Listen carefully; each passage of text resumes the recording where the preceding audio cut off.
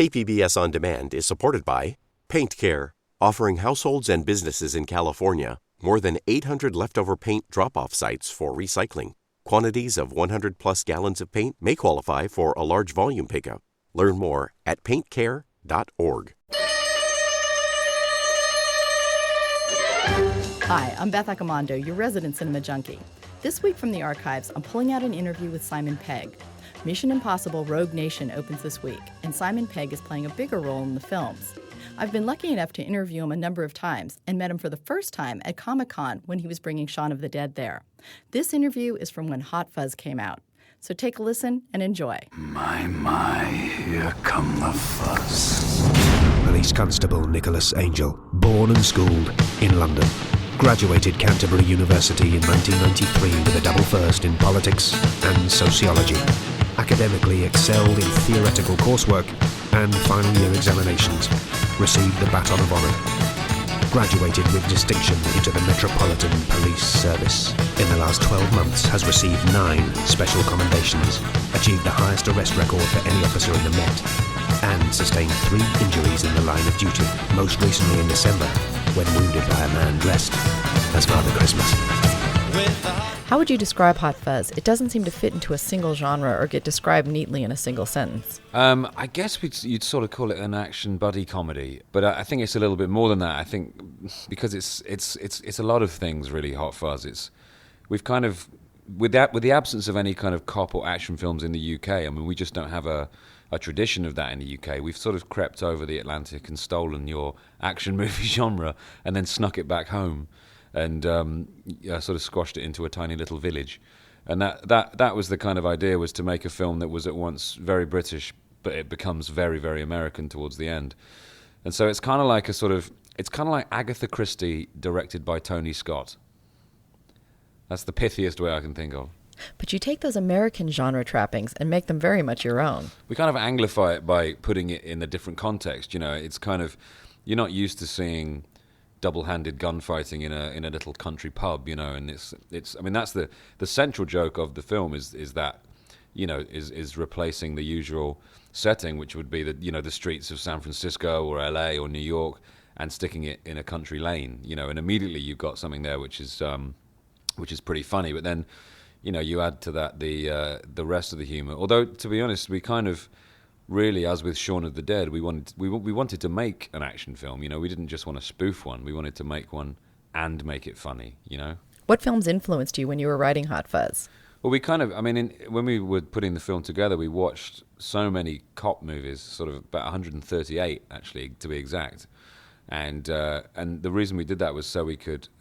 We were already big fans of the genre, and had already seen most of the films, but we just wanted to get really familiar with the kind of cliches and all the kind of the beats that occur in these films, so we could become fluent in cop dialogue and, you know, hackneyed exchanges and ridiculous explosions.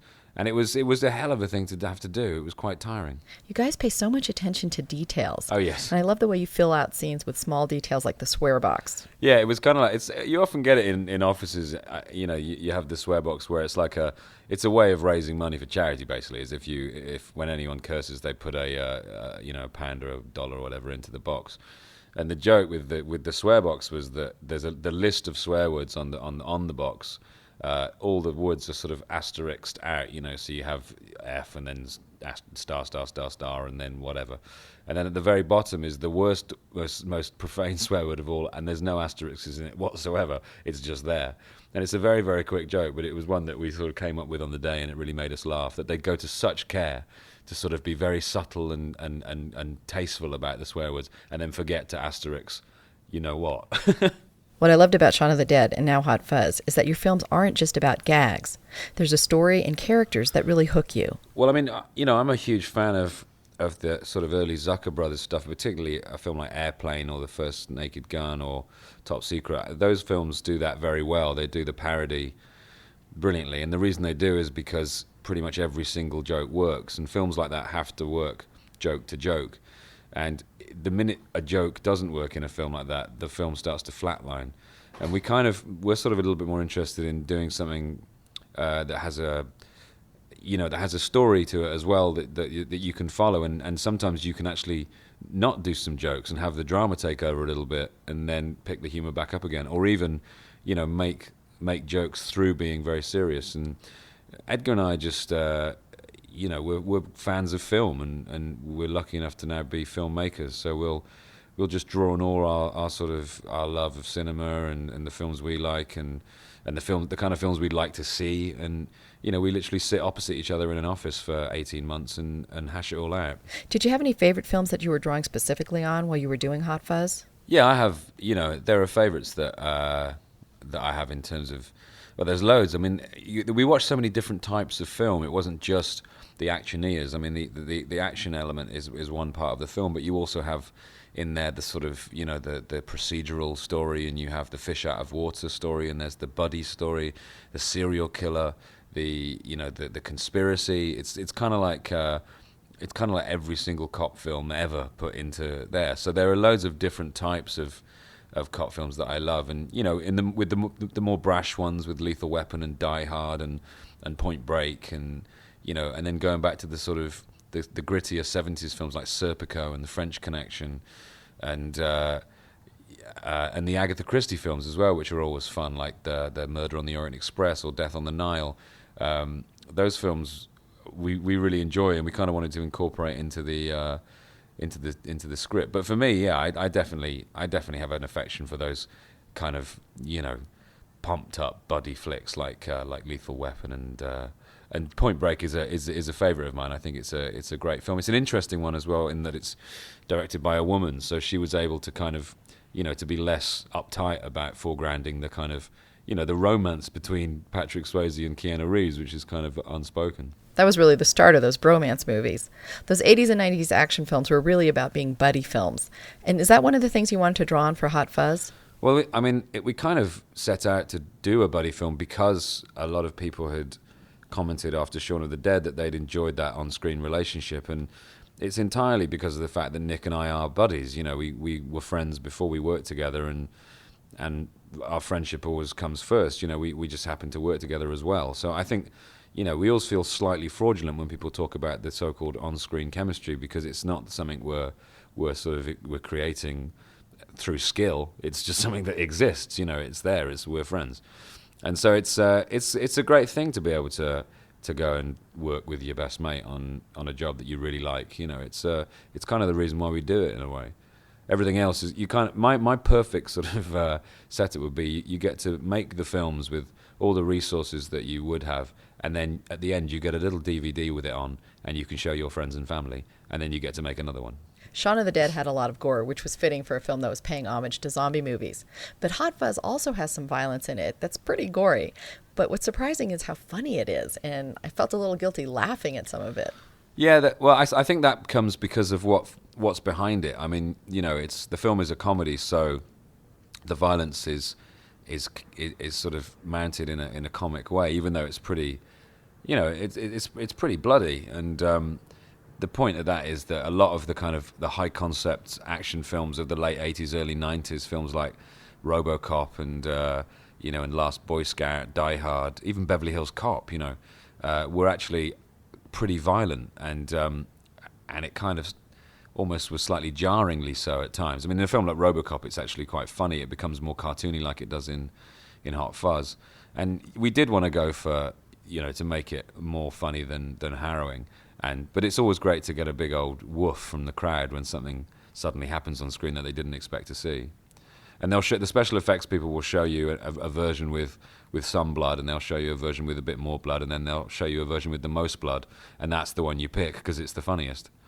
So, and also I think coming out of Shaun of the Dead, we got a lot of fans from that film who were horror aficionados, and we kind of felt like we didn't want to shortchange them either. So it was fun to enjoy including that element of cop and action films, because it really does exist. If you look at a film like Seven, that's really gory.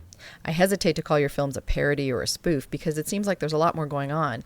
And there's a real sense of affection and even sweetness in your comedy for what you're paying homage to. No, I agree. And I think that's... it's because I'm without sounding sort of... drippy. The films are made with love, and we kind of really have a lot of affection for the source material. We're not making fun of action movies or cop movies. We certainly weren't making fun of zombie movies. We wanted to make a zombie film with Shaun of the Dead because we love zombie films. Similarly with the cop kind of genre, we absolutely love those films, and because we live in a country where we're never going to get to do that because we don't have a tradition of it. We just went ahead and made one ourselves and set it in our back garden. It's the film's actually shot in the area where Edgar and myself grew up as well. So yeah, I'd agree with you. I think there is a sweetness there. They're quite warm and fluffy despite the viscera. You guys did a brilliant job of applying those Michael Bay action-style techniques to things that don't seem really suited to it, like a foot chase. Well, I mean, actually, perhaps more key is the paperwork sequences in the film are shot like an action sequence, and that was something that Edgar and I always intended to do, and Edgar pulled off brilliantly, I think, in his direction. One of the things when we were talking to the police before we shot the movie, we asked them what was the part of the job they never ever saw. And they all said the paperwork. And so we thought, right, let's put paperwork in the film, but make it really, really exciting. So there are scenes in the film of Angel literally filling in forms where it's being hand cranked and double exposures and great big flashes and loud rock music. And it was a joke in a way, just to try and sex up paperwork.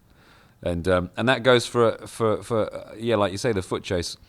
British policing perhaps isn't as cinematic as American policing might be. Obviously the police aren't armed, and maybe the way that, particularly in the countryside, society isn't as lawless as the cities.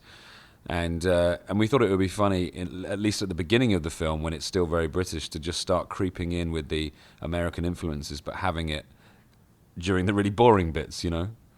So chasing a little spotty shoplifter through the streets of a village becomes like, Point Break or whatever. I love that you have the climax of the film take place in the model village, the miniature of the whole town. And it made me think of Godzilla stomping Tokyo. Was that one of the things that influenced you? Well, it made us laugh when we thought of it, because the model villages, it was such a perfect place to have the climax of the movie, because they're quite common in the UK. You get them, these little villages that you go and walk round, and it's kind of a sort of day out. You go and you literally walk round a miniature village, and I guess that's it. But Samford in the film is the model village. That's what it is. It says it is. It's in the other sense of the word, it is a model village. And so the miniature version of the village up on the hill just seemed to be a wonderful place to see Angel and his opponent battling it out mano a mano among these tiny houses, literally as if they were fighting for supremacy in this village. And it also led to the line that we really like, that Ray Spall delivers, which when he says to Sergeant Angel, if you want to be a big cop in a small town, then get off up the model village. And so he does. And so yes, it was very much a sort of Clash of the Titans going on there in the village. It was very much Godzilla versus Mothra, and we shot it like that. We shot it from underneath, so it looked more. And there's a wonderful shot when the battle's over, when Angel's walking through the village, and you can just see 2 feet sticking out from a collapsed house. And we were very pleased with ourselves on the day we thought of that idea. We took the rest of the day off.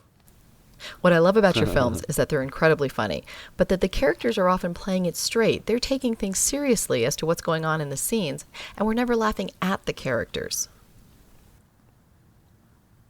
Oh, absolutely, yeah. Because the great thing is that by that point in the film, we're not, we're taking it completely seriously. There might be little jokes in terms of us using the cliches that you often see, like managing to stay in the air for longer than 1 second and having a never-ending supply of bullets, but ultimately we were going for it, and we did it with completely straight faces, albeit after cut we were jumping up and down laughing like little boys. But it was great. It was really good fun. All that stuff, running through the town with a shotgun and riding a horse up the, it was kind of wish fulfillment in a way. I'm sure there was an element of that when we were writing it, thinking, we're going to be able to do this in 6 months, 27.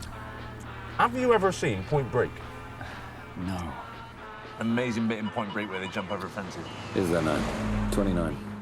Patrick Swayze's just robbed this bank. And Keanu Reeves is chasing him through people's gardens. And he goes to shoot Swayze, but he can't because he loves him so much. And he's firing his gun up in the air. He's like, oh. 30. Have you ever fired your gun up in the air and gone, ah? No, I have not ever fired my gun up in the air and gone, ah. You make a lot of references to American action films, and you even use some clips in the film from Point Break and from Bad Boys and Bad Boys 2. Was it difficult to get access to those clips?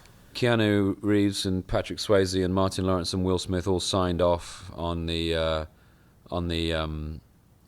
gave their permission for us to use clips from the film and use their lines. So I thought that was very generous of them as well, because they didn't. I don't think they knew at that point how affectionate the film is about those films. I mean, they're two. It's quite an odd choice using those two films, but the fact is, it's Nick Frost's character Danny's. They're his favourite films, and they're not the best cop films ever made, but they're really great examples of really dumb fun. Of kind of two films where you just absolutely have a thrill ride, and that's kind of what Hot Fuzz is saying. It's okay to do that sometimes. It's not a bad thing that these films exist. You don't walk away from a firework display and complain there was no subtext. Sometimes it's great to switch off your brain and have some fun, and that's kind of what the film does. You guys pay a lot of attention to detail, and there's a lot of things that you set up in the beginning that really pay off in the end.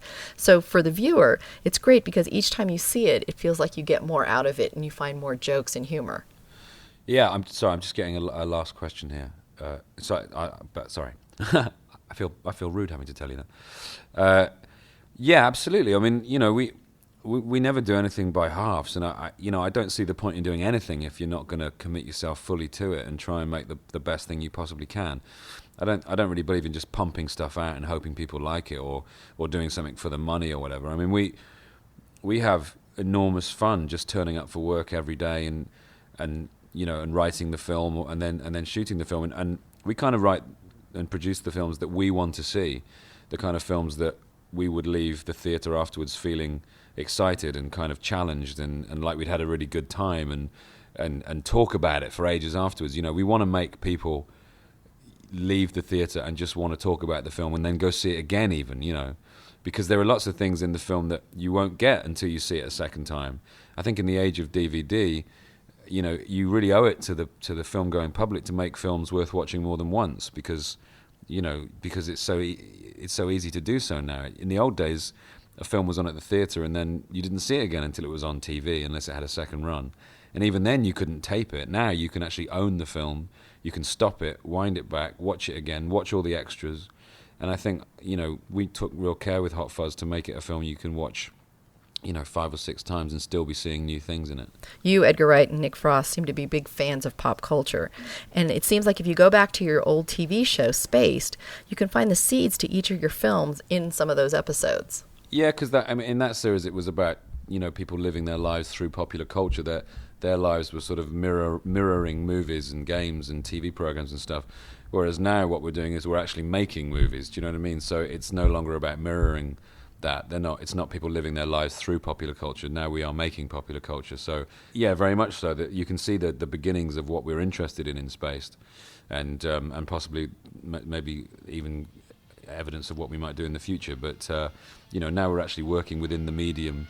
Then now we don't have to be, now we can do it for real kind of thing.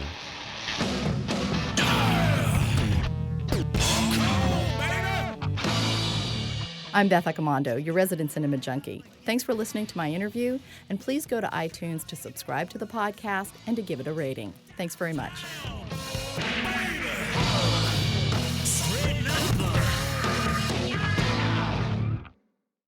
KPBS On Demand is supported by Paint Care, offering households and businesses in California more than 800 leftover paint drop-off sites for recycling.